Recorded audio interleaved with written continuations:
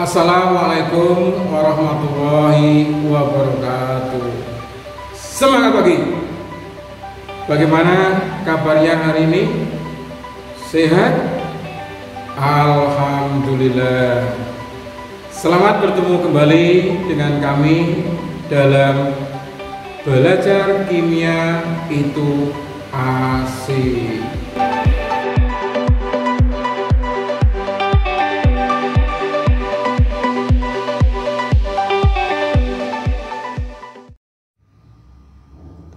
Pada pertemuan kali ini kita akan mencoba membahas mengenai sel elektrolisis, yaitu materi di kelas 12 semester 1.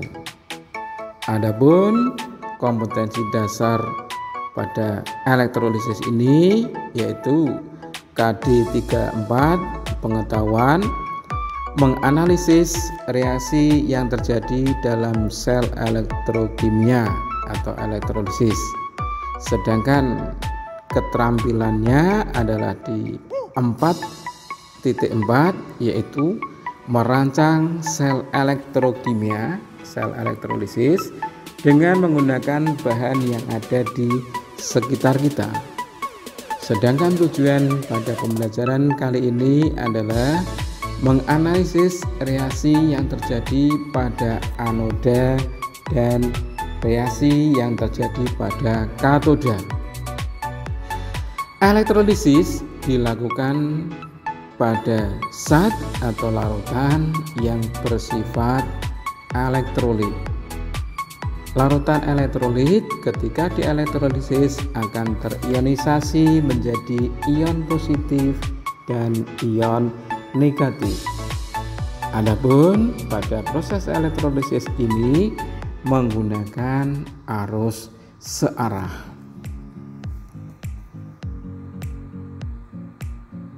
Pada elektrolisis kita kenal ada istilah anoda dan katoda.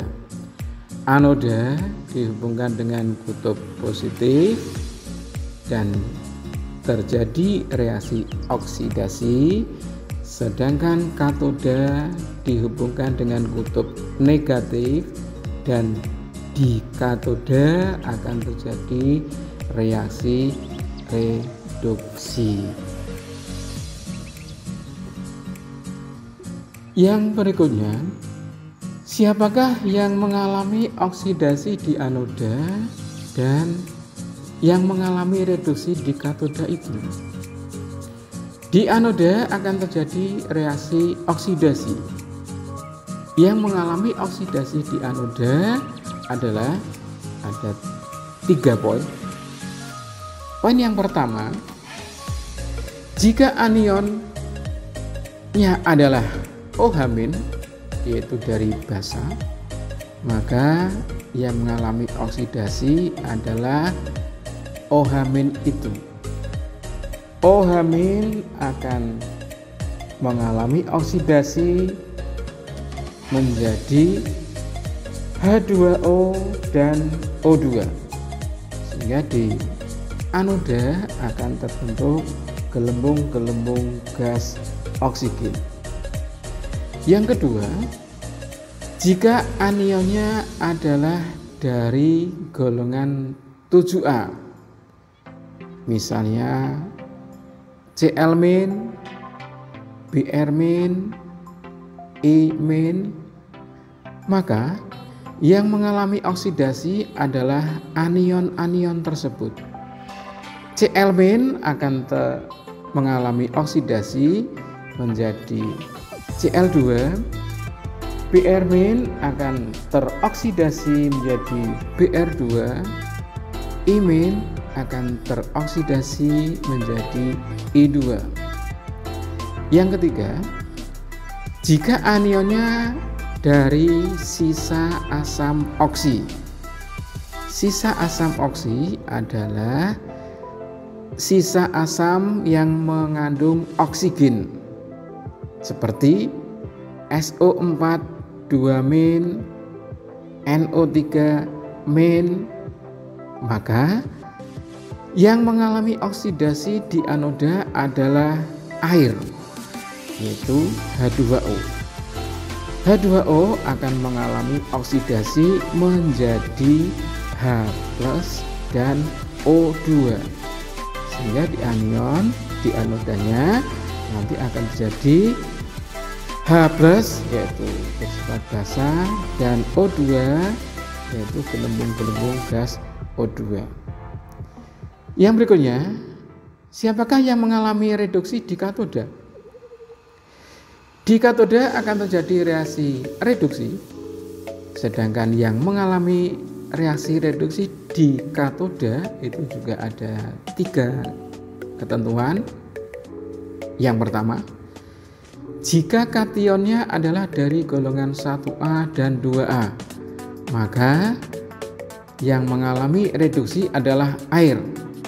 Golongan 1A, 2A itu misalnya K+, Na+, Ca2+, Mg2+, maka yang mengalami reduksi adalah airnya, H2O. H2O akan mengalami reduksi menghasilkan OH- dan H2. Sehingga di katoda nanti akan terjadi OH-. Apa itu? Yaitu larutan yang bersifat basa dan H2. H2 itu adalah gas hidrogen. Yang kedua, jika kationnya adalah H+, maka yang mengalami reduksi adalah H+-nya. H+ itu dari asam. Maka yang mengalami reduksi adalah H+. H+ akan mengalami reduksi menjadi H2. Sehingga di katoda akan terjadi gelembung-gelembung gas H2. Itu jika kationnya dari H+. Yang ketiga, jika kationnya bukan dari kelompok 1 dan kelompok 2. Kelompok 1 itu kation yang berasal dari golongan 1A dan 2A. Kelompok 2 itu kationnya berasal dari H+. Maka kation-kationnya itulah yang mengalami reduksi. Contoh, kationnya adalah CO2+, maka CO2+ itu yang mengalami reduksi. CO2+ akan tereduksi menjadi CO, sehingga terjadi endapan CO. Contoh yang lain misalnya Ag+. Ag+ akan tereduksi menjadi Ag. Maka nanti akan terjadi endapan perak atau endapan Ag. Contoh yang lain misalnya AO3+. AO3+ akan tereduksi menjadi AU. Sehingga di katodanya nanti akan terjadi endapan AU, yaitu endapan emas. Baik, sekarang kita coba dengan contoh elektrolisis larutan Ki, kalium iodida. Larutan Ki jika dielektrolisis akan terionisasi menjadi K+ dan I-. K+ akan menuju ke katoda, sedangkan I- akan menuju ke anoda.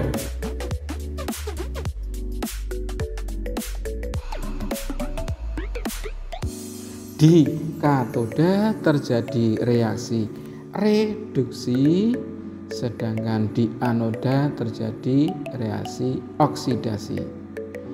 K+ menuju ke katoda, di katoda terjadi reaksi reduksi. Oleh karena K+ termasuk golongan 1A, maka yang mengalami reduksi adalah H2O atau airnya.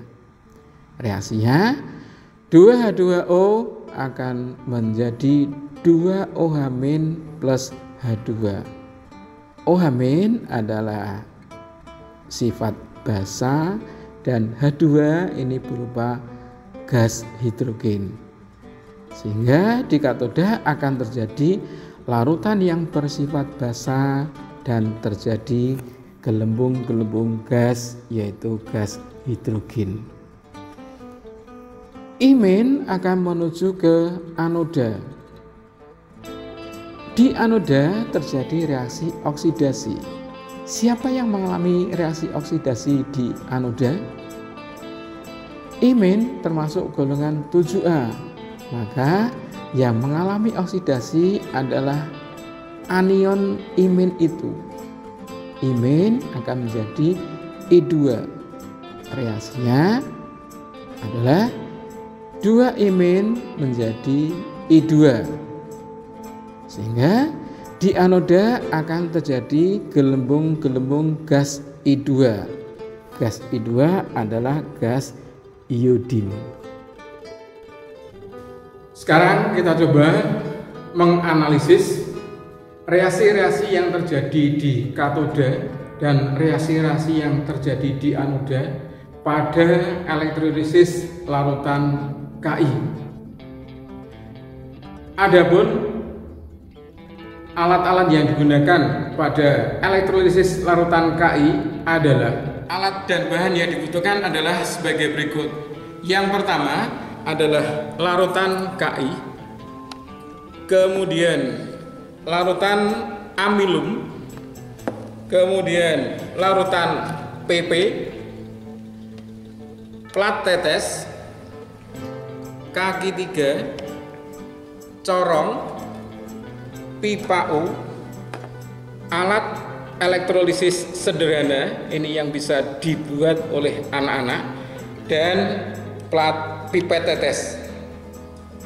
Cara kerja: masukkan larutan Ki ke dalam pipa U dan jangan sampai penuh. Apa sebabnya? Sebab agar nanti larutan Ki tidak tumpah. Yang berikutnya, masukkan anoda dari kutub positif dan katoda dari kutub negatif. Kita masukkan ke dalam larutan Ki tersebut. Selanjutnya, diamati apa yang terjadi. Setelah beberapa saat bisa kita amati di katoda akan terjadi gelembung-gelembung gas. Saya ulangi, di katoda di kutub negatif akan terjadi gelembung-gelembung gas. Sedangkan di anoda yang dari kutub positif juga terjadi gelembung-gelembung gas. Kita perhatikan, gasnya berwarna kuning kecoklatan. Ya, bisa dilihat gasnya berwarna kuning kecoklatan. Sedangkan yang di katoda gelembung-gelembung gasnya tidak berwarna. Setelah elektrolisis terjadi kurang lebih 10 menit, jadi antara 10 menit sampai 15 menit. Sekarang kita buktikan atau kita analisis apa yang terjadi di anoda dan di katoda. Oleh karena itu, kita ambil sedikit larutan yang ada di anoda.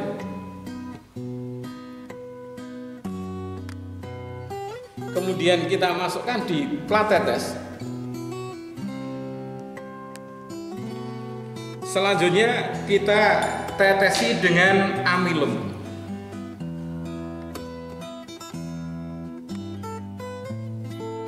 Apa yang terjadi? Larutan dari anoda ketika ditetesi dengan amilum akan menjadi biru. Jadi warnanya berubah menjadi biru. Sekarang bagaimana dengan larutan yang ada di katoda? Kita ambil larutan yang ada di katoda sedikit, kemudian kita masukkan di plat tetes,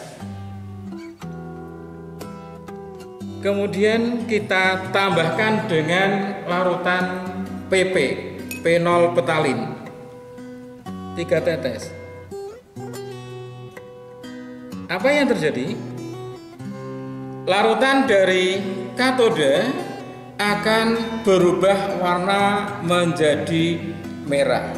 Jadi di anoda akan terjadi reaksi oksidasi di mana imin akan berubah jadi I2 bereaksi dengan amilum menyebabkan warna menjadi biru. Sedangkan di katoda terjadi reaksi reduksi, yang mengalami reaksi reduksi adalah airnya membentuk OH-. Dibuktikan dengan diambil sedikit larutan yang ada di katoda, ditetesi dengan PP, berubah warna menjadi merah. Demikianlah untuk membuktikan bagaimana reaksi reduksi dan oksidasi yang terjadi di katoda dan yang terjadi di anoda. Anda bisa mencoba dengan elektrolisis larutan-larutan yang lain, misalnya bagaimana kalau larutan CuSO4 dilarut elektrolisis. Contoh yang lain misalnya CuSO4. CuSO4 di elektrolisis akan terionisasi menjadi Cu2+ plus SO4 2-. CuSO4 akan menuju ke katoda, sedangkan SO4 2- akan menuju ke anoda. Silakan nanti dibuktikan atau dicari di katoda akan terbentuk apa dan di anoda akan terbentuk apa. Itu sebagai tugas. Silakan. Demikianlah pembelajaran pada hari ini pada materi sel elektrolisis, menganalisis reaksi yang terjadi pada anoda dan katoda. Semoga apa yang bisa disampaikan bermanfaat bagi kita semua. Sekian, wabillahi taufiq wal hidayah.